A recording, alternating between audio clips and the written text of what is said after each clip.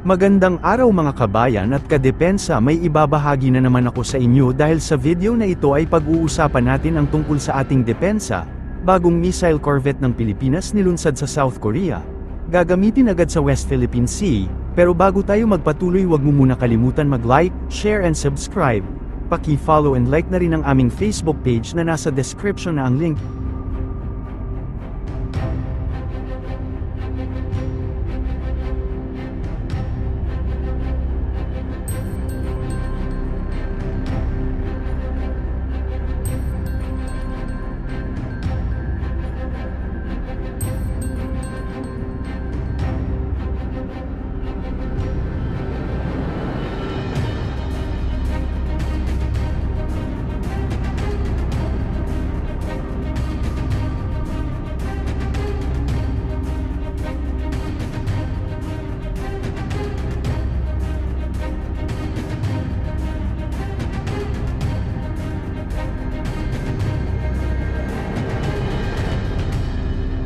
Inilunsad ang kauna-unahang guided missile corvette ng Pilipinas na ginawa mismo sa South Korea, pinangunahan ni Department of National Defense Secretary Gilberto Teodoro Jr., kasama ang mga opisyal ng militar ang paglulunsad ng barko na pinangalan ng BRP Miguel Malvar FF-06 sa shipyard ng South Korean shipbuilder na Hyundai Heavy Industries sa city ng Ulsan. Ang naturang barko ang una sa dalawang guided missile corvettes na binili ng Pilipinas sa pamamagitan ng Corvette Acquisition Program ng Philippine Navy. Ayon kay DND spokesperson Arsenio Andolong, ipinangalan ang guided missile corvette sa Revolusyonaryong General at Bayani ng Pilipinas na si General Miguel Malvar.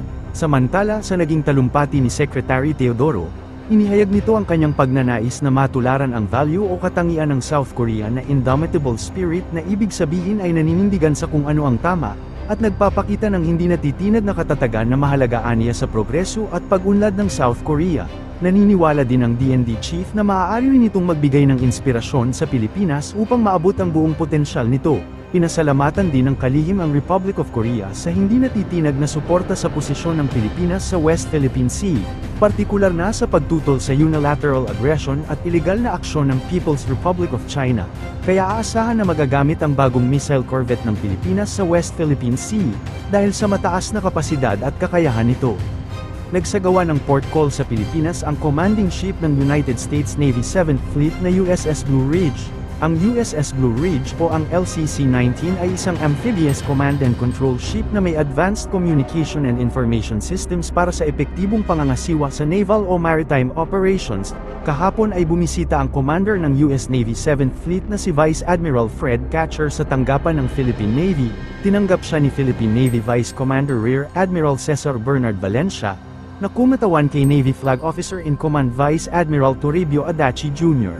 Ang pagbisita ng US Navy 7th Fleet sa bansa ay sa kabila na rin ng tumitinding alitan ng Pilipinas at China dahil sa West Philippine Sea. Samantala, kasama rin sina Senator Francis Tolentino at Ambassador of the United States Mary Kay Carlson sa umattend sa naging port call ng naturang barko. I think that the days ahead would be days of rough seas, challenges, dark seas. But in the end, as what Dr. Rizal said, reason, resilience, freedom, international order, as we call it today, would prevail. Mabuhay po ang pagkakaisa ng Pilipinas at ng Estados Unidos. And as former chairman of Metro Manila, I would like to welcome all the officers and men of USS Blue Ridge to your port call here in Manila. Mabuhay po at magandang gabi sa inyo lahat.